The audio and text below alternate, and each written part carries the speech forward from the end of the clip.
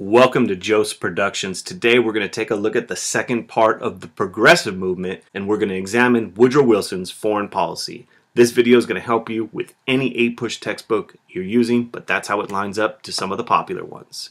Keep in mind, when we last left off, the Republican Party was divided, and it's really during Taft's presidency that the Republican Party divides, and it's really between the supporters of Theodore Roosevelt and William Howard Taft. And there's a couple of events that take place to cause this division. One, Taft supports the Payne-Aldrich Tariff of 1909, which raised the rates of the tariff. And really, progressives within the Republican Party don't want this to occur. They wanted to see the tariff decrease, if anything. A bigger event actually takes place with the Pinchot-Ballinger controversy when Taft fires Roosevelt's homie, the chief of the Forest Service, Gifford Pinchot. Remember, he was one of the big conservationists, and he's fired because he criticizes the Secretary of the Interior, Ballinger, who Taft supports. And the reason why Pinchot criticizes him is because Ballinger opened up public lands in Alaska to private development. And for conservationists, this seems like the administration had sold out on the issue of conservation. So in 1912, there's a big old debate in the Republican Party. Taft wins the Republican nomination, and you can see it was split in half. Roosevelt's not going to back down, though. He forms his own political party known as the Progressive Party, or more commonly referred to by its nickname, the Bull Moose Party. And really, he runs on a program called New Nationalism, in which he wants an active federal government pursuing a wide variety of reforms. And he's going to throw his support behind every major progressive issue, from women's suffrage to breaking up bad monopolies. The Democrats pick a guy by the name of Woodrow Wilson, who had a reputation for cleaning up politics in New Jersey. He runs on a progressive platform of New Freedom, once again also calling for reforms, but especially tariff reform, bank reform, and antitrust laws. The Socialist Party runs a candidate, Eugene Debs, remember the guy during the Pullman strike, and the reason the Socialist Party is really important in this election is it demonstrates the growing frustration over the slow pace of reforms. Many people wanted more change in American society, and the Socialists were the most radical proponents because they called for more radical reforms than most progressive candidates, including public ownership of the major industries such as the railroads, steel, oil. Well, when you have two Republicans against one another, it pretty much guarantees that the donkeys, the Democrats, are going to win, because in 1912, Woodrow Wilson wins the presidency. And really, under Wilson, progressive era reforms are going to continue, but he wants to assault what was referred to as the triple wall of privilege: tariffs, trust, and banks. And so you're going to see that take place under the presidency of Wilson. Tariff reform, the Underwood Tariff, is passed in 1913, which lowered the rates of tariffs. It's the first major tariff reduction in 50 years, so this is a big win for those people who did not like high tariffs, like farmers, for instance. When it came to trusts, a couple of reforms you should know about: the Federal Trade Commission in 1914, which basically allows presidential appointed commission would investigate monopolies. An important thing to keep in mind is that it exempted labor unions from being prosecuted. And of course, the Clayton Antitrust Act is passed in 1914, which increases the power of the Sherman Antitrust Act. So more regulation, federal regulation of monopolies. Banking reform is probably Wilson's most notable domestic achievement under the Federal Reserve Act.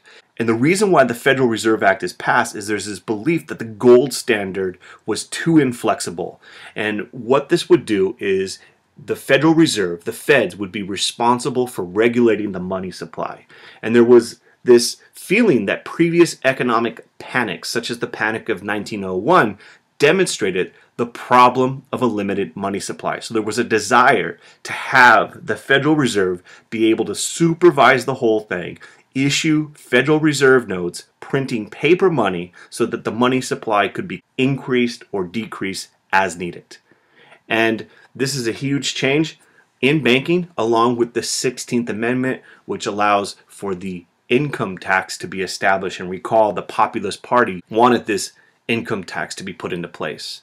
So these are Wilson's big achievements. So there you see Wilson kind of washing up the trust with the Sherman Antitrust Act and other laws, but there's also smaller ones you should be aware of. The Federal Farm Loan Act of 1916 allowed for low rate loans to farmers, so farmers are getting a little bit of help. And the Child Labor Act, which prohibited interstate commerce of products made by children. Now, an area you should really make sure you know about is the failure of the progressive movement when it came to African American civil rights. And this goes beyond Woodrow Wilson, because most progressive reformers were not interested in advancing the cause of social justice or extending democracy to African Americans.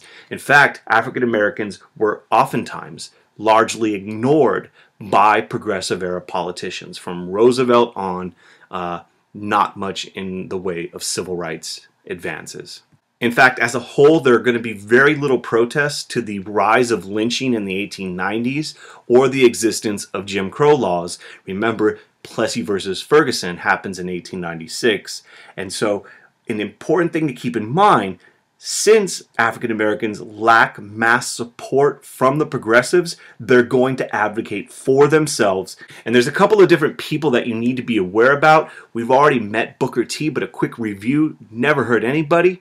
Remember, in 1895, Washington gives his Atlanta Exposition speech in which he outlines his vision. And really, that vision was African Americans should acquire vocational skills to gain self-respect and economic security. To achieve this goal, he establishes Tuskegee Institute, and he is not going to be an advocate for directly challenging white supremacy. He felt that economic independence would eventually lead to political and social independence. And some of his critics, such as the guy we're going to meet in just a second, accuse him of being an accommodationist. The other big figure in the civil rights movement is W.E.B. Du Bois. He writes his very influential The Souls of Black Folk. He rejects Booker's gradualism, and he demanded immediate political and social equality for African American people. He's a figure in the Niagara movement, where a group of civil rights leaders meet at Niagara Falls, and they kind of eventually turn this movement into something called the National Association for the Advancement of Colored People in 1909, the NAACP. Ida B. Wells is a very important figure you should also know about. She is going to be a very vocal advocate against lynching and also women's suffrage, and in general just civil rights as a member of the NAACP and other organizations. Another key thing you should keep in mind is the role of women. And although women were playing a more active role in the progressive era, they are not always supported by progressive era reformers. One example is the issue of suffrage. Woodrow Wilson is not going to be an advocate for an amendment granting women the right to vote, and women were advocating on their own. In fact, the National American Woman Suffrage Association, NASA, was headed by Carrie Chapman Catt. She becomes the president during this period, and she favored fighting for suffrage, the right to vote, with a state-by-state strategy. Basically, win the right to vote in individual states, and eventually you would have enough that national politicians such as Wilson would support giving it to women in the entire country. This was not supported by all members of NASA, and one important figure that you definitely need to know about is Alice Paul. She breaks away from NASA and forms the National Woman's Party in 1916. They are much more militant. They're going to protest in front of the White House before and during World War I, and their big goal is a national amendment granting women the right to vote, and eventually this will take place with the 19th Amendment. Wilson, like I said, will not initially support this, but eventually it will pass. So wrapping up the kind of progressive movement, keep in mind all of these presidents are all going to seek reform at the national level, and there's going to be varying degrees of success and failure. Another important topic is Wilson's foreign policy. And remember, the U.S. was increasingly pursuing an aggressive foreign policy in places such as Asia and Latin America. We saw McKinley with the open door policy, Roosevelt with his big stick policy, Taft with dollar diplomacy. Wilson's going to shift direction with a policy called moral diplomacy. And part of what moral diplomacy was, and you could see this in the political cartoon, is that Wilson wanted to promote democracy to other countries. He also wanted to pursue less imperialistic policies. You're going to see an improvement of relations between the United States and countries such as the Philippines and Panama. However, Wilson isn't going to be immune from wanting to intervene in other countries' affairs. And the best example is what Wilson does in Mexico. Little context for you. Mexico had a revolution, the Mexican Revolution, and it removes the dictator Porfirio Diaz from power. And the U.S. cares about Mexico because we had a lot of investments in Mexico. And revolutions typically are not very good for business. There's rotating leadership in Mexico. Various people are trying to kind of assume power, and there's a power struggle that takes place, and eventually there's a guy by the name of Huerta who becomes the leader of Mexico. And he was kind of a military dictator, and Wilson does not like him. He refuses to recognize his government. He calls it a government of butchers. And one of the things Wilson does is he orders an arms embargo, keeping weapons from getting to the Huerta government, and he starts giving aid to revolutionaries fighting Huerta, some of those by the name of Carranza and Pancho Villa. Well, things get a little heated because American soldiers are arrested by Mexican officials at Tampico. It's known as the Tampico Incident. Those are the guys who were arrested, and there's this period where Mexico's not apologizing in the manner that we would like, and U.S. naval forces occupy the Mexican port of Veracruz. Frustrated with U.S. involvement in his country, a guy you see in the middle right there, Pancho Villa, leads a series of raids across the border, killing American citizens in Texas and New Mexico. And in 1916, Woodrow Wilson sends in General John J. Pershing and the expeditionary forces into Mexico to apprehend Pancho Villa.